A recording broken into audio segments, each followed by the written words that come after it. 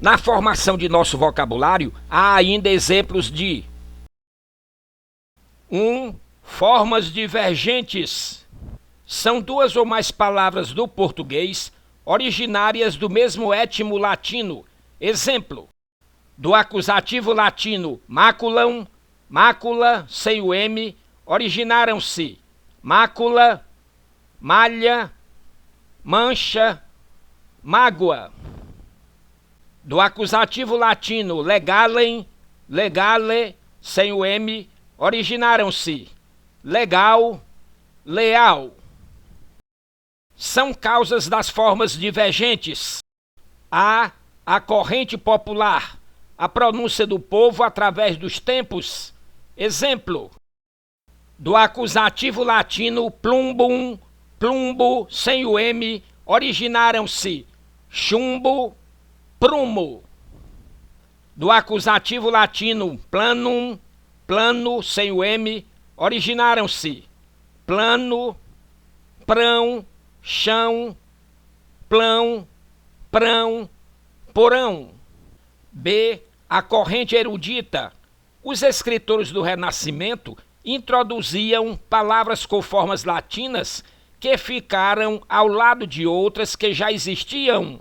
Exemplo: do acusativo latino plenum, pleno, sem o M, tivemos pleno, erudito, ao lado de cheio, popular, através de metaplasmos. Do acusativo latino duplum, duplo, sem o M, tivemos duplo, erudito, ao lado de dobro, popular, através de metaplasmos. C. A corrente estrangeira. O intercâmbio entre os povos trouxe muitos termos para o português, embora já houvesse outros no idioma. Exemplos: do acusativo latino hospitalem, hospitale, sem o M, originaram-se hospital e, através do francês, hotel. Do acusativo latino operam, ópera, sem o M, originaram-se obra, através de metaplasmos, e, através do italiano, ópera. 2. Formas convergentes. São palavras com a mesma forma que provieram de duas ou mais formas latinas. Exemplo: são, no sentido de sadio, proveio do acusativo latino sanum, sano, sem o M. São, do verbo ser, proveio do verbo latino sunt, de esse, ser. São, no sentido de santo, proveio do acusativo latino sanctum, sancto, sem o M. Podemos observar que A. As formas convergentes constituem homônimos perfeitos. B. A única causa das formas convergentes é a fonética.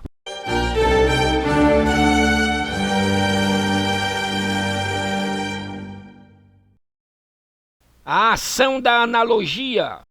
Na formação do léxico de uma língua, importante é a ação da analogia, pois constitui um recurso ordinário de simplificação, uma vez que torna idênticos os casos discordantes, fato linguístico já assinalado pelos neogramáticos.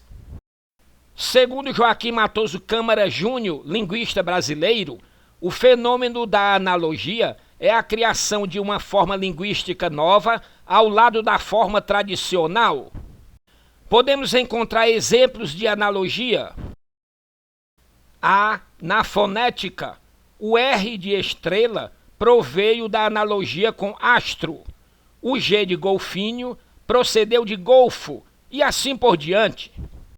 B. Na morfologia, alguns nomes gregos masculinos ou neutros foram considerados femininos na língua arcaica pela terminação em A. Exemplo: a clima, a cometa, a fantasma. C. Na sintaxe. É na regência verbal que ocorreram os casos mais comuns. O verbo preferir, por analogia com querer antes, Usa-se com que ou do que. Exemplo, preferir mais do que. A expressão custa a crer é um caso de analogia com a locução começa a crer. D. Na semântica. Realiza-se com atributos de animais através de antonomásias. Exemplo: águia, pessoa perspicaz. Rui Barbosa, o águia de Aia. Patativa, pessoa de bela voz. Augusto Calheiros, a patativa do norte. Cordeiro, pessoa mansa. Jesus Cristo, o Cordeiro de Deus.